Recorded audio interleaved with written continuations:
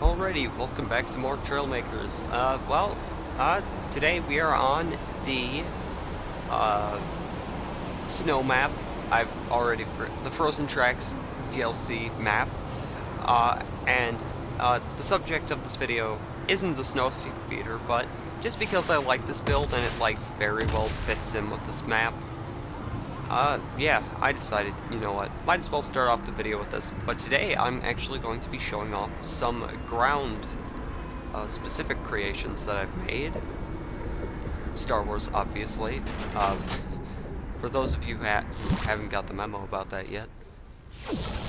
But to start, we have a unique one.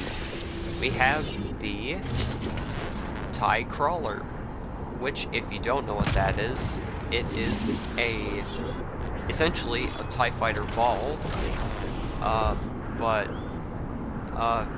it's got tank treads, essentially. That's pretty much it. That's pretty much it. This one is actually a bit different than the base model TIE, because this one actually gets a cannon that it can use. It's pretty fast, I would say. A respectable 60-some kilometers per hour. Of course, it's got the same firepower as the TIE Fighter. Let's stay away from his guns. Okay, use our treads to block the damage, because he can and will mess us up. You don't see me.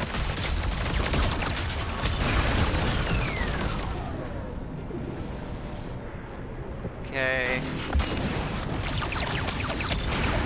There we go. So as you can see, pretty dang durable, if I do say so myself. So yeah, it's pretty durable. It's had a Trailmakers. Oh wait, no, that's actually not a Trailmakers physics moment. That's my building design moment. Because since the piston glitched gun is mounted on the bottom, it, you know, whenever I rebuild it, it kind of just clips a little, just a little. Anyway, let's just move on to the next, actually give you the nice 360 view. It does have an interior, which I actually removed the altitude sensor from this one because, like, why would you need that in this? Like, what do you think you're gonna go flying? Well, I mean, you know, Trailmakers physics does say that you most definitely could go fly. God.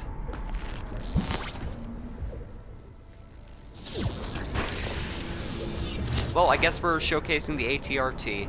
So this is one of my various walkers that I have. I'm trying to get better at building walkers, but yeah, this is the first one I made. It's got a pretty decent repeating cannon. It's got an EMP, and yeah, of course you want to see. It's got a thruster inside to help it walk even in lower gravities. But yeah, let's see the walking. I'd say I did pretty good to get it moving. It goes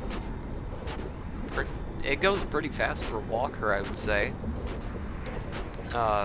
It's not the greatest. Oh yeah, that's also a problem it has sometimes, but it stabilizes out.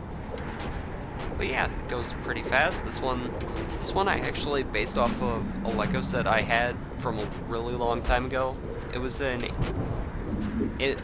all I know, I don't remember what one specifically it is, but all I know, it had the weird looking Clone Wars Yoda, a brick-built droideka, maybe one or two assassin droids, I think, and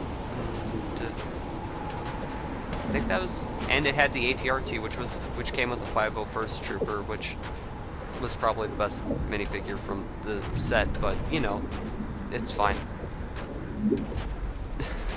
And actually, that set in specifically, back when I was a kid, I threw a paper airplane at it when it was sitting on top where I was displaying it. It was on like a really high, for some reason, I'm not sure why we had the piece of furniture there, but I threw a paper airplane at it, it fell off, and it broke into a million pieces, and I didn't put it back together until like maybe a year or two ago. So yeah, this one was nice because it was I based the color scheme off of it. So, yeah. I really like how it turned out. Oh, it's also got a camera. I forgot about that. How do I activate it? Oh, there. So, the camera. For some reason, even though this uses the same, like, firing system as the TIE Fighter, it, for some reason, doesn't make all the noise of the, like, blaster going off, which is weird, but it's fine. Anyway, moving on, we have the Hailfire droid, which, oh man, this thing was a bit of a challenge to think of how to make it work. So I just settled on putting tank treads at the bottom and having a giant brick built or block built loop go around it. It's got fitting all the gyro stabilizers in this thing just to get it to work was an absolute pain. Nothing but pain. But hey, I think the results are as good as they could be. Like, I don't see any universe in which I could make this any better, but you know what? Maybe, you know, maybe later. Maybe later. Oh, I didn't try the TIE crawler on the snow. But yeah, this thing goes pretty fast, I would say. It's very maneuverable, which is nice. It's extremely powerful, as you can tell from the multitude of rocket pods on top. Oh, look. Okay, fire fuel. Oh my. Yep, they're gone. Yep, they're just gone. But yeah, that is the Hailfire tank. Honestly, the hardest part about this thing was getting the shape correct.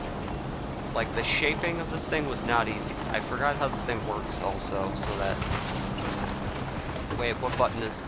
Oh, right, you can also turn off the gyro stabilizers. Because in order for it... So it has thrusters on the inside that give it downforce. So if you're on a low gravity planet, it'll still work. Like in the space sector. So yeah, turning off the... I guess the thing that keeps it from like rolling off to the side or rolling sideways. Yeah, that stabilizer you can turn off, which makes it easier to navigate hills in full gravity. And yeah, honestly, this thing was a pretty interesting challenge to make. It's also got suspension on each of the treads just for that extra bit of, you know, protection from when you're doing like sick jumps or something like that. Sadly, the wheels are pretty wobbly. I'm not sure why that is. I think it's because of the suspension, honestly. But no, the suspension is staying. It stays. But yeah, honestly, I'd say this build turned out pretty good. It's got an overpoweringly and overwhelming amount of rockets, and yeah, I quite enjoy this one. I also have another variant of the TIE Crawler because the Lego set for that, you had the ability to flip it over and have the TIE Pod at the back. Anyway, the final build, we have the Imperial ATST, which honestly, this turned out way better than what I thought it was gonna be. So, you have your main blasters, which have different timing, but they still don't overheat, which is pretty nice. And also, there are 4 blasters on this, but they are piston glitched in, so you have quite a lot of firepower with that. You have flak cannons, you have quite a lot of maneuverability with your guns and cannons. Which one? You have a short-range EMP and a rocket and a camera up top in case you want to feel like the poor AT-ST commander that's gonna get absolutely squished by a bunch of logs. But yeah, now time for the walking. So this one, getting a stable walking animation for was pretty difficult. I used essentially the same system as the ATRT did, but I slowed it down by a lot. Like, I had to pretty much change all the values for this and reduce the angle at which servos, like, swung. But yeah, it goes pretty fast. It's actually faster than the ATRT, it seems. Then give you that nice camera view on top of the ATST. I always get the AT-AT and the ATST confused. One is, but I shouldn't be getting them confused because one is a tiny little, like, easy to crumple two-legged walker, and one is a impenetrable, looming fortress that can be killed by literal string, but, you know, it's fine, it's fine. Yeah, in snow, works pretty well. I mean, snow doesn't really affect walkers, does it? I really like the walk cycle for this. Like, I could just play this game and, like, only walk around with this thing and I'd still be having fun because it's just that satisfying to me. Also, the main problem with walkers is that they can't go up hills, but this one is a bit different because I have the feet of the walker angled, so that way you can actually ascend pretty steep hills. And speaking of steep hills, let's see if we can get up this one, which we should be able to. Oh, it will stumble quite a bit, but yeah, look at that. Does not care for that hill, which honestly makes this the most viable walker I have. I do have an ATTE, but until Trailmakers decides, or the Trailmakers devs decide to add the new servos to the game, well, that's kind of what I'm using. This is what I'm using. Or I'm using rotating servos. But yeah, I don't think I'll show that one off yet because it's not complete, and I don't feel like showing off any of my builds that I don't feel like are finished. But yeah, that is the ATST. I feel like this turned out very well. And how much? Yeah, it's not max. It's getting there, but it's almost max complexity. It doesn't weigh the most. But yeah, it's a. Oh, I also have a variant of the ATRT. It's based off it's a Geonosis themed one for like the 212th Recon, I believe. I'm trying not to spoil any of my builds, any of the other builds I want to showcase. But yeah, this is the Geonosis version, essentially. And this one gets a difference in armament. It gets a grenade launcher, a submachine gun, and a flak cannon, which honestly I feel like makes this one just better overall, but it doesn't matter. It doesn't. This one, for some reason, even though I feel like it has heavier weaponry, is somehow lighter than the 501st one. No clue. I have literally zero idea how that happens. All the values and stuff are the same. Like, nothing's different between the two. I got nothing. I got nothing. Yeah. Yeah. It does its thing. It does its thing. It does it pretty well, I'd imagine. I didn't bring the no. Let's do one little skirmish with the ATST. Because this one can actually take quite a beating, from what I've found out about this. Let's see if I can try and aggro those. Oh right, I didn't even show off. The head can also swivel. Let me just. Okay, let me try and. Okay. Can I get a lucky hit on one of those and aggro them over here?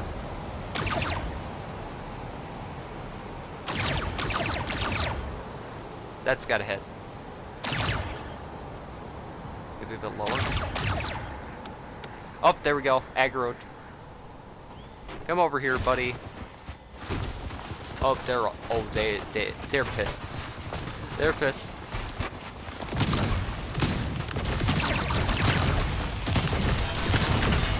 Oh, we are getting... Okay. Actually, biggest problem with this, the main gun pod is very susceptible to just falling off when sustaining even a little damage. We might see that here.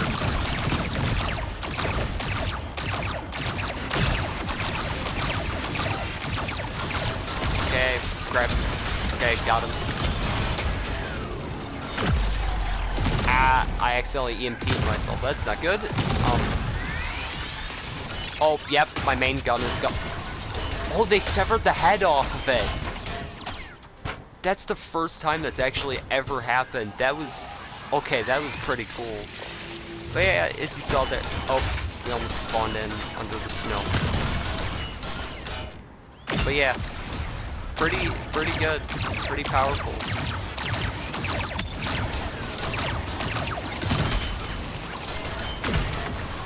There we go, got him. And yeah, the ATST pretty durable, but that neck joint kind of sets it back a little.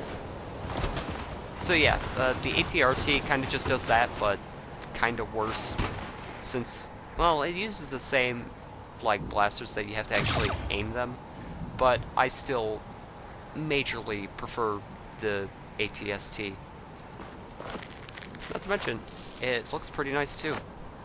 I used hinges to like slope these grill bits, that way I can keep the angle that it has for like the back, sort of, but also give it the, because it has like a grill on the thing, on the back of this. I use all the model or 3D models I use to like build these are all from I actually don't remember now. I actually don't remember what I used for this one. But yeah, that is my... Oh, I should put a decal over that sensor, just so it looks a bit nicer. No, get out of here, recall vehicle. Get out of here. Get out of here, man. Get out of here. Get out of here. I don't want to recall my vehicle. I'm trying to get that... Oh my god.